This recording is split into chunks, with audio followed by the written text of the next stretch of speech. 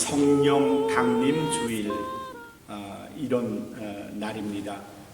성령 강림 주일은 성탄절처럼 성탄절이 하나님께서 우리같이 몸을 입으시고 육신으로 이 땅에 오신 것을 기념하는 그날이 성탄절이라면, 성령 강림 주일은 하나님이 영으로 보이지는 않지만 존재하는 영으로 우리에게 오신 날, 그날이 성령 강림 주일입니다. 성령 강림 주일은 신약시대 사도행전 2장에 생생하게 기록이 되어 있는데, 그 2장의 내용을 보면 이런 겁니다. 예수님께서 십자가에 못 박혀 죽으시던 그날이 금요일이고, 그날이 사실은 유월절, 이스라엘에선 가장 큰 명절이었어요. 그 6월절부터 50일이 지나요. 그래서 오순절, 그러죠. 일순 그러면 열이라는 뜻입니다. 날을 이야기할 때 상순, 중순, 하순 그렇게 말하죠. 오늘은 6월 초순이다. 그럴 때는 그 순은 열을 말합니다. 6월의 첫 번째 열흘을 6월 초순 그렇게 말하는 것처럼 오순절 하면 50일을 말합니다. 예수님께서 50일 되던 때에 약속하신 대로 성령을 예수님의 제자들에게 보내주셨어요. 그리고 그 내용이 사도행전 2장에 아주 상세하게 기록이 되어 있죠. 이렇게 예수님께서 약속하신 성령을 제자들에게 보내주신 날, 그날이 오순절이었고 그날을 성령 강림절 그렇게 말하는 겁니다. 그럼 성령은 신약에 예수님 오신 이후에 처음 사람들에게 주어진 선물, 또 주어진 약속이었을까요? 아니요, 그렇지는 않습니다. 성령은 이미 구약에도 여러 사람들에 의해서 성령이 주어진 걸 성경은 우리에게 말해 주고 있어요. 모세도 성령을 받은 사람이에요. 민수기 11장 17절에 보면 하나님께서 모세에게 이렇게 말씀하십니다. 내게 임한 영을 내가 그들에게도 임하게 하겠다 하는 그런 말씀이 나와요. 이스라엘 백성 중에 70명의 장로들, 대표들을 뽑았거든요. 그 뽑은 사람들에게 모세에게 주신 영을, 하나님의 영, 성령입니다. 그 영을 그 70인에게도 주시겠다 하는 그런 말씀이 민수기 11장 17절에 나오는데, 그때의 그 영이 뭔가 하면 하나님의 영, Holy Spirit 혹은 Holy Ghost 이렇게 말하는 성령입니다. 모세에게도 나타났던 이 성령은 그 후에 사사시대에도 많이 나타나요. 특별히 사사시대에는 이스라엘이 왕정시대 직전의 상황을 사사시대 이렇게 말하죠. 이스라엘이 아직 왕이 없었던 때예요. 그때마다 하나님께서 필요한 이스라엘의 지도자를 세워서 이스라엘의 왕처럼 이스라엘을 다스리게 했는데, 영어로는 사사를 judge 그럽니다. 지금으로 말하면 판사, 판관 그런 의미죠. 재판을 하기도 하고 전쟁에 나가서 이스라엘 군대를 거느리고 나가서 싸우는 장수 역할도 했던 사람들이 판관 혹은 사사, judge였습니다. 그 중에 사사기에 나오는 많은 사사들이 있는데 그 중에 가장 유명한 사람 중에 한 사람, 힘이 센 사람 누가 있죠? 네, 삼손이에요. 삼손에 관한 말씀이 사사기 14장 6절에 나오는데 거기 뭐라고 나는가면요, 삼손이 여호와의 신에 크게 감동됨으로 그의 손에 아무것도 없어도, 그러니까 삼손의 손에 아무것도 없어도 그 사자를 염소 새끼를 찢음처럼 찢었더라.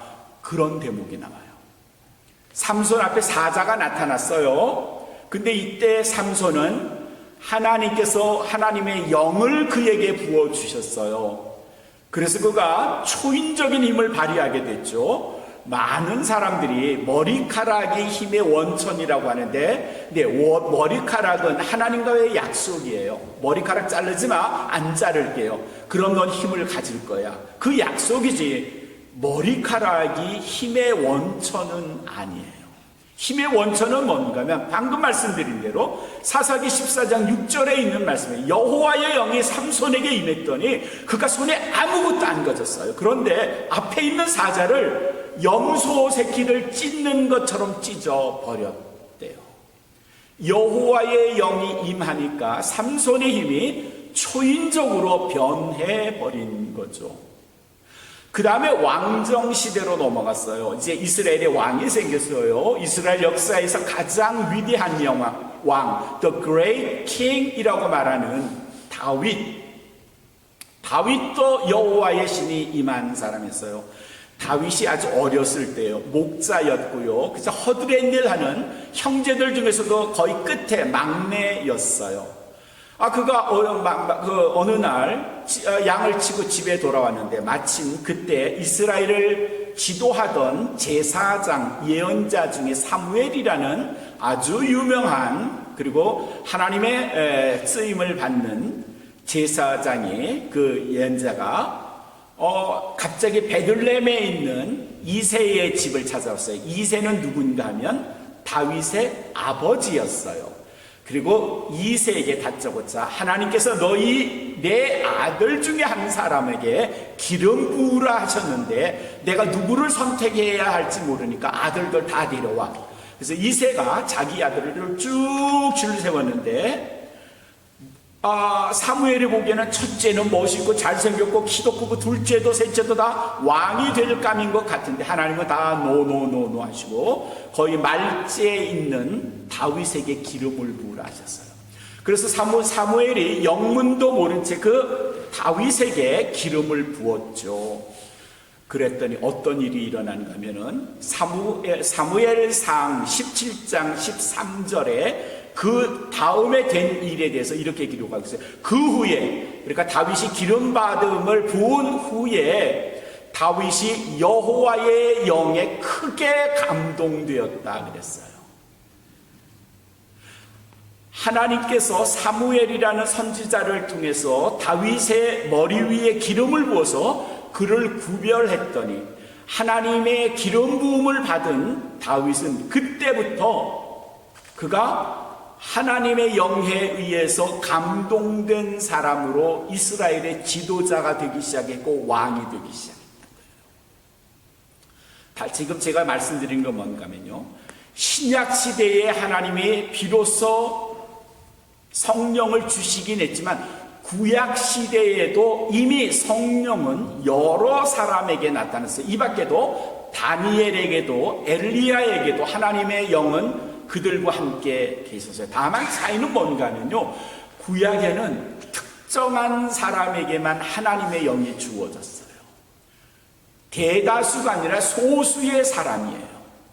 기름 부은 왕, 제사장, 사사, 이런 특별한 사람에게만 하나님의 영이 임해서 그들이 특별한 역할을 했고 이스라엘을 도왔고 하나님의 일을 했다, 그런 말이죠. 그런데 오늘 우리가 읽은, 오늘 정태리사 집사님 읽어주신 요엘 2장 28절에는 그 후에 내가 내 영을 만민에게 부어주리니 그러셨어요.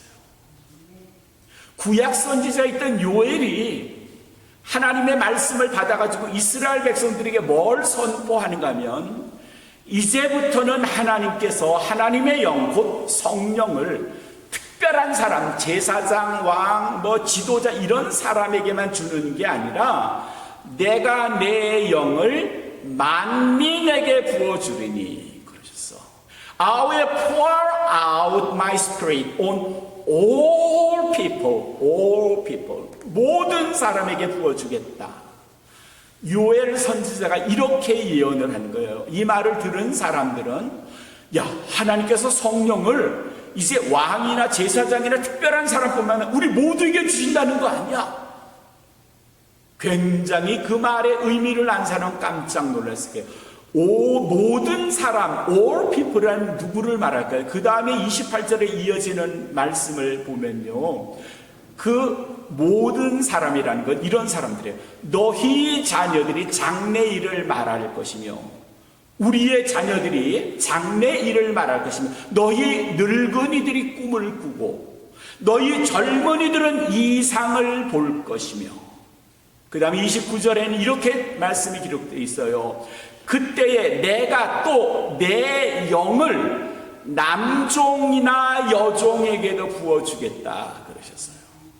모든 사람뿐만 아니라 종, 남종과 여종을 또 구별해서 말씀하신 이유는 뭘까요? 네, 이런 거예요.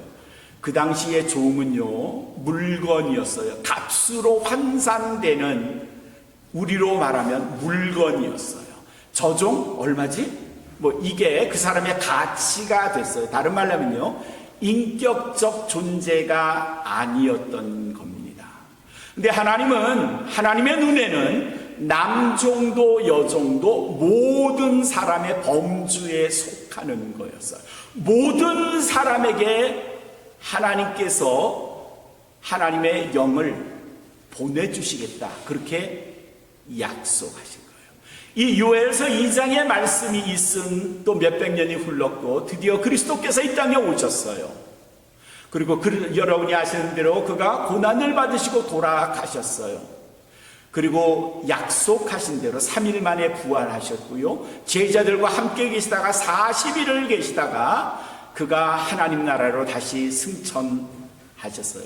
그 승천하는 모습을 기록한 성경이 사도행전 1장이에요. 1장의 제자들과 40일을 다 지낸 예수님께서 1장 5절에서 제자들에게 이렇게 말씀하십니다. 세례 요한은 너희에게 물로 세례를 주었지만 이제 몇 날 지나지 않아서 나는 너희에게 성령으로 세례를 줄 거야. 그렇게 말씀하셨어요. 제자들이 깜짝 놀랐을 거예요. 세례 요한은 요단강에서 너희에게 세례를 주었지만 나는 너희에게 성령으로 세례를 줄 거야. 그리고 그 1장 5절 이어지는 1장 8절에 가면요, 너희가 성령을 받으면 권능을 얻게 되고 그 권능을 가지고 예루살렘과 유다와 사마리아와 땅 끝까지 이르러 내 증인이 되라. 이렇게 말씀하셨어요. 예수님께서 요엘 선지자가 한 예언을 그대로 받아서 너희 모두는 성령으로 세례를 받게 될 거야, 이렇게 말씀하셨어요. 이 말씀을 믿은 예수님의 제자, 그리고 120명의 또 다른 제자, 그들이 예루살렘 성 안에 있는 어떤 방 안에서, 그걸 다락방이다 이렇게 기록하고 있는데, 그 다락방 안에서 성령을 위해서 기도하고 있었어요. 성령을 기다리고 있었어요. 그랬더니 갑자기 호련히 불의 혀 같은, 불의 혀는 그 영어로는 fire flame이라고 말할 수 있겠죠. 이렇게 막 불꽃이 올라오면 이렇게 막 갈기는 거 있죠. 그런 것들이 천장에서 갑자기 모든 사람에게 막 오기 시작하는데 사람들이 주체를 할 수가 없는 거예요. 막 격렬한 성령께서 모인 120명 모두에게 임한 거예요. 그들이 기도회를 갖기 전의 상황과 기도회를 가진 후에 성령을 체험한 후에는 확 달라진 모습이 사도행전 2장부터 시작해서 사도행전 마지막이 28장인데 그 28장 전체까지 온통 성령에 의해서 변화된 사람들의 행적, 모습, 역사가 나타나요. 그게 사도행전이에요. 그래서 어떤 사람들은 사도행전을 성령행전 이렇게도 불러요. 예수님을 따르던 사람들이 예수님의 약속대로, 오늘 요엘 선지자의 말씀대로 그들이 성령을 체험하자 이전의 사람이 아닌 완전히 변화된 예수님의 제자들이 되었고요, 그들의 행적이 사도행전 28장 전체에 기록되어 있는 거죠. 어떻게 기록이 되어 있을까요? 여러분 종종 이런 질문 받으시나요? 지금도 이런 질문을 하는 사람들이 주변에 오기 있을지 몰라요. 어떤 사람들이 대답하세요. 예수 믿으세요? 교회 다니세요? 네, 다니죠. 어느 교회 다니세요? 네, 온 마음 교회 다녀요. 그래요? 그럼 성령 받았어요? 갑자기 이렇게 물어봐요. 성령 받았어요? 그래서 내가 성령 세례는 받은 것 같은데 성령은 목사님이 주셨나 안 주셨나? 제가 목사님한테 가서 한번 물어보고 올게요. 성령 받으셨어요? 네, 받았습니다. 사도행전 고린도전서 12장 3절엔 이런 말씀이 있어요. 성령으로 아니하고는 예수를 주시라 할 수 없느니라. 성령으로 아니하고는 예수를 주시라 할 수 없느니라. No one can say Jesus is Lord except by Holy Spirit. 성령에 의하지 않고는 누구도 예수님은 나의 주님이십니다. 이렇게 말할 수 없다는 거예요. 그러면 여러분 스스로 이제 대답해 보세요. 예수님이 여러분의 주님이십니까? 아멘? 다시. 예수님이 여러분의 주인이십니까? 네. 그러면 성령께서 그걸 말씀하게 하셨다는 거예요. 그러면 다시 질문. 여러분 성령 받았습니까? 네. 맞아요. 받았어요. 제가 안 줬다고, 김종환 목사가 안 줬다고, 아직 안 받았다고 말씀하지 마시고, Yeah, the Holy Spirit is in my mind, in my spirit. 내 안에 성령이 계시죠. 왜냐하면 나는 예수님을 나의 주님이시다라고 고백할 수 있으니까요. 그 기록이 고린도전서 12장 3절에 있거든요. 근데 어떤 사람들은 이런 걸 가지고 성령 받았다고 아니라고 우기는 사람도 있어요. 성령이 뭐냐 그러면요, 너 방언할 줄 알아? 너 예언할 줄 알아? 통역할 줄 알아? 병 고칠 줄 알아? 이런 사람만 성령을 받았다 그러는데 그건 아니고요. 그건 성령 받은 그 은혜의 여러 가지 모습 중에 하나예요. 우리 교인들 중에도 음식을 잘하시는 분, 아니면 다림질을 잘하시는 분, 청소를 잘하시는 분, 힘이 센 사람 저같이 여러 사람이 있잖아요. 다 달라요. 그 중에 하나는 예수를 고백하는 것, 예수를 나의 주로 고백하는 것, 이건요 모든 성령 받은 사람들의 표징이에요. 그러니 난 방언할 줄 모른다고 성령이 없다? 아니요, 그렇게 말씀하시면 안 돼요.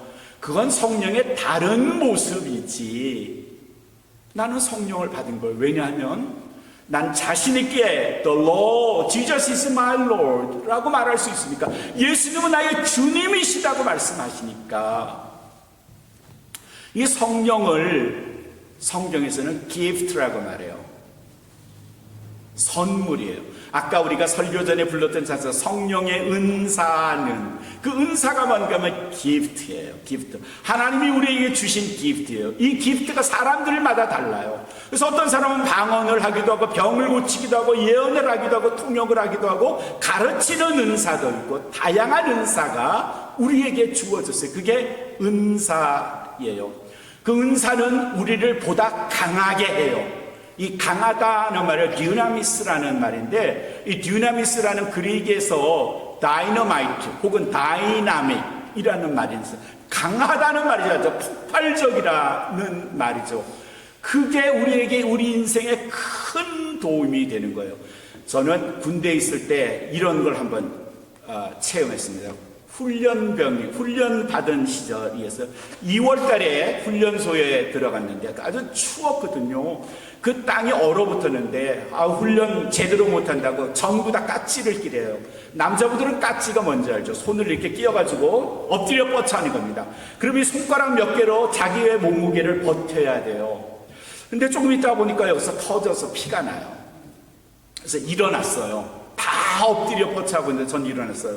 갑자기 훈련병이 교관이 오더니 왜 너 안 엎드리냐. 그래서 나 더 이상 못하겠다. 나 그냥 매 맞겠다. 빠따를 나를 쳐라. 난 그냥 그게 좋지. 이거 못하겠다. 그랬더니 빨리 하라고 실강이를 벌이는데 그때 마침에 장교가 하나 지나치면서 나를 봤어요. 그래도 오늘 무슨 일이냐.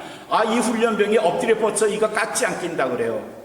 그래서 난 이제 죽었구나 생각했었죠. 근데 그 장교가 날 보더니 왜 그러냐. 그래서 제가 말했죠. 제가 그때는 음악을 공부하고 있던 거니까 제가 음악을 하고 있고 피아노를 쳐야 되고 그래서 손을 보호하기 위해서 이건 더 이상 못하겠다. 그러니 난 차라리 빠따를 맞겠다고 얘기한 거다 했더니 그 사람이 장교가 오라대요. 그 사람이 훈련 대장이었어요.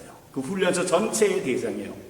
그러더니 나한테 인적 사항을 물어보고 그래서 음대에서 공부를 하고 있다는 걸 알고 나를 옆으로 빼줬어요. 그리고 더 이상 딱지를 안 끼게 해줬고 그리고 훈련을 다 받고 자대 배치를 받을 때 그 훈련대장의 비서 군대말 전문용어로 따까리라고 합니다. 따까리라고 했어요. 그 이유는 뭔가 하면요. 사단장이 새로 만든 교회가 있는데 피아노 칠 사람이 없어요.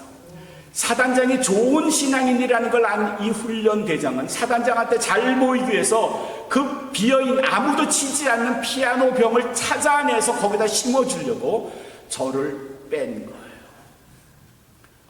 큰 도움이었죠. 제게는 아주 큰 도움이었어요. 성령이 이렇게 우리를 도와주신다는 거예요. 예수님의 제자들이 어떤 사람들이었습니까? 그들은 겁쟁이였어요. 예수님이 붙잡히실 때 갈보리산에서 기도하시다가 붙잡히셨을 때 제자들이 어땠죠? 다 도망갔어요. 다 도망갔어요. 요한 빼고는 다 도망갔어요. 그런데 이 제자들이 성령을 받은 후에 어떤 일이 일어났는가 하면 그들이 무식한 어부들이었거든요. 배우지 못한 사람들이었거든요. 아주 상것이었어요. 아주 저급한 층에 속하는 사람들이었는데 성령 체험한 후에 그들이 부활한 예수 그리스도를 전하기 시작했는데 분명히 베드로는 그 당시에 사람들이 쓰는 아람어를 했거나 했을 텐데 듣는 사람은 그리스에서 온 사람은 헬라어로 들리는 거고요. 이탈리아에서 온 사람은 이탈리아어로 들리는 거고요. 영국에서 온 사람이 있을런지는 모르겠지만 그 사람들은 영어로 들렸겠고요. 방언을 하기 시작하는 겁니다. 외국어라고는 배워보지 못한 제자들이 방언을 하기 시작했고요. 그들이 길을 가다가 어린 날 때부터 전름방에 있던 사람들에게 일어나 걸으라 했더니요. 그 사람들이 갑자기 걷기 시작하는 거고요. 온갖 곳에서 제자들이 가는 곳마다 기적이 일어났을 뿐 아니라 이전까지 예수의 사람이냐고 물으면 아니요 난 예수 몰라요 했던 겁쟁이들이 예수를 전하기 시작했고요. 사도행전 9장에 보면은 요바에 있는 다비다라는 여자가 예수님을 믿는 사람이었는데 그가 갑자기 죽었는데 베드로가 그 집에 가서 그 요바에 있는 다비다를 살리는 일까지 일어났어요.